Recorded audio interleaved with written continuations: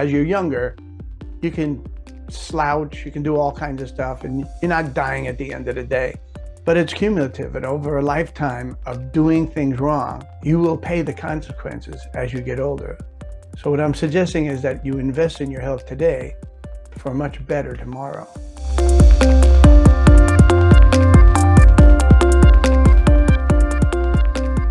Hey there, Carl Rothschild here.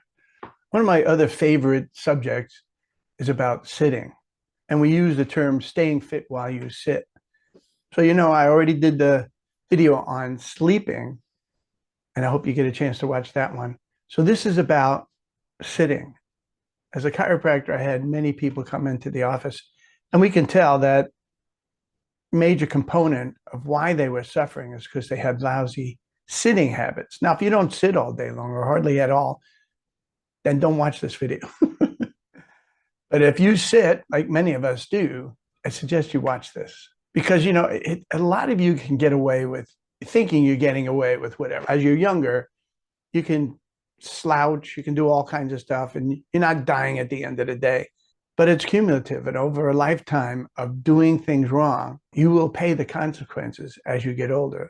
So what I'm suggesting is that you invest in your health today for a much better tomorrow. One of the first rules we tell everybody is to learn to take breaks.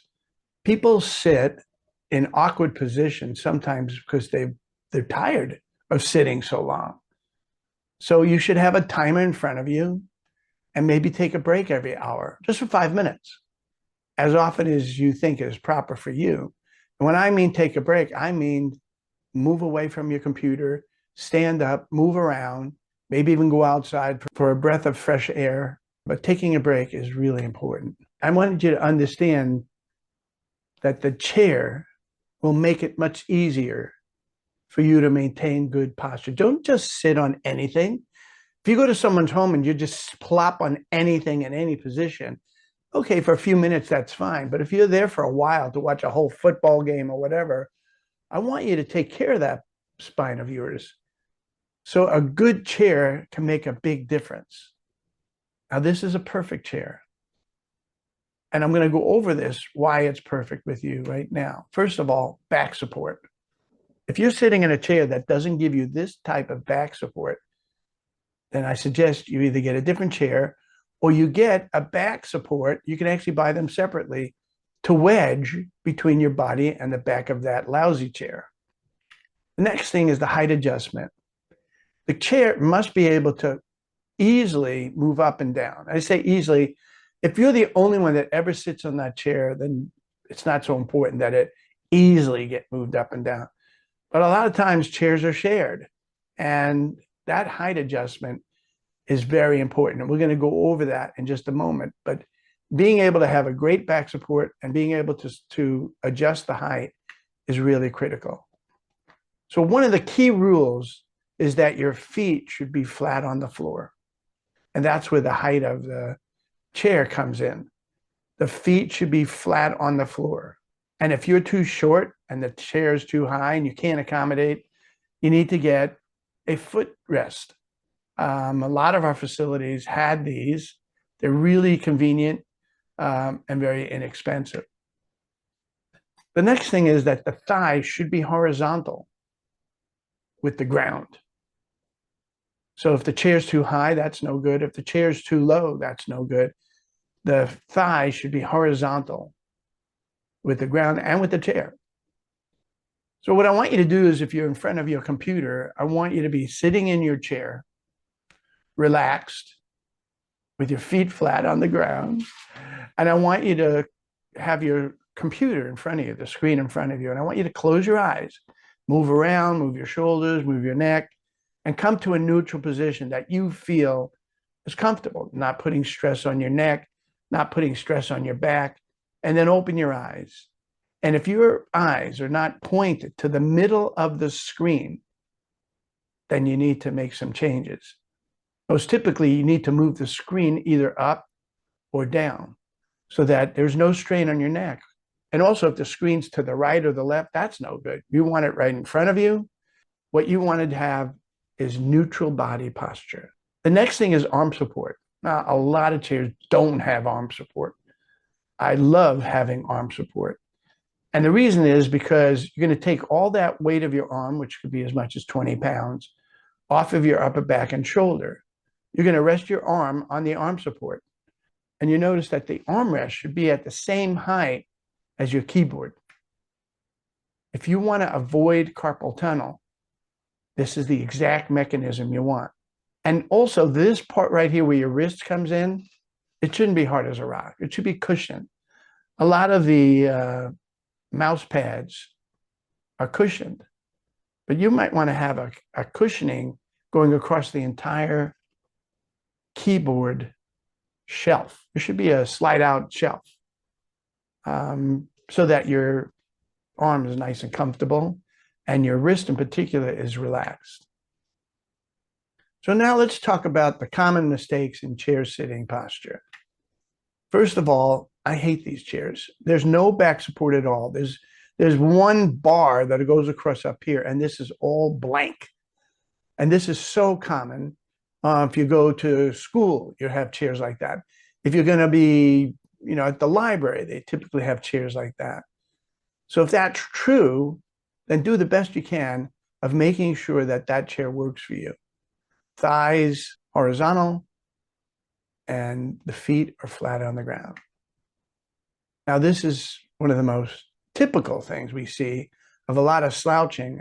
And rule number one is that if you're using the keyboard of your laptop, that's nuts.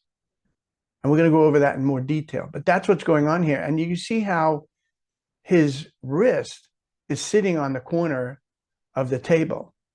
And yes, he's young and he's going to get away with it, he thinks, for a while. But eventually this is going to cost him a lot of problems. And yes, his thighs are horizontal, but her feet are way out. This chair is way too low, and this position is horrible. But the chair's not so bad. It has armrest, has good back support. He's got a great chair, and he's not taking advantage of that. Now, another area that people suffer from is the damn couches that you have. Now, typically, a lot of couches have a very wide seat depth. So when you're sitting on it, it's no way you can be comfortable. Let me show you what it looks like. First of all, this is not uncommon on the left, where the person is not sitting up and they're just slouching like this. They're just for a few minutes, that's fine. But he has no back support, and eventually he will pay the consequences. But me being a 5'7" guy, this is how I would sit if I was sitting in a typical couch that had a very wide seat depth. Then my feet are flat out. I can't bring my knees. God did not give me a femur bone worth a damn. So what I would do is I would have plenty of pillow support behind me, forcing me forward so that my knees come to the edge of the couch. Now, I happen to like lounge chairs if they're done right. You want to make sure that there's plenty of back support. But I think you can see this is a pretty comfortable position to be, not when you're working, but when you're relaxing. So now let's talk about sitting cross-legged. The question is, so is sitting cross-legged really bad for you? And the answer is, unfortunately, yes. Sitting cross-legged has been shown to have a whole host of negative short and long-term health effects. While it might feel more comfortable, it's actually doing you no favors.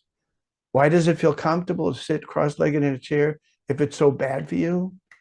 Most people only cross their legs because it mechanically pulls their back up against the back of the chair. So if you're sitting in the perfect chair, you don't need to cross your legs. The tension of the crossed over legs provides a more stable base to rest against, and that allows your muscles to relax. Because the more supported you are, the more relaxed your muscles can be. But here's the good news. We've got a great alternative. Get an ergonomic chair like I showed you that supports your back properly. So now let's talk about, I mentioned before that you should not be using the keyboard of your laptop unless like you're going on a plane and you're obviously I'm not going to ask you to take a portable keyboard as well.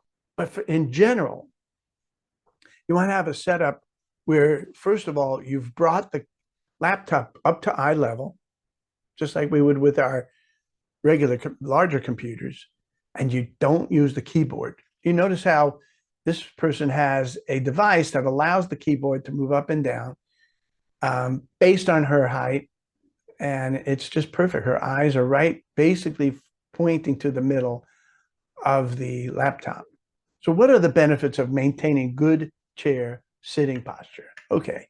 Improves spinal alignment. It actually helps with your breathing. It increases energy level. It reduces the risk of musculoskeletal issues, especially to the spine. And it boosts your productivity. Hey, listen, I really appreciate you watching this. Have a great rest of your day.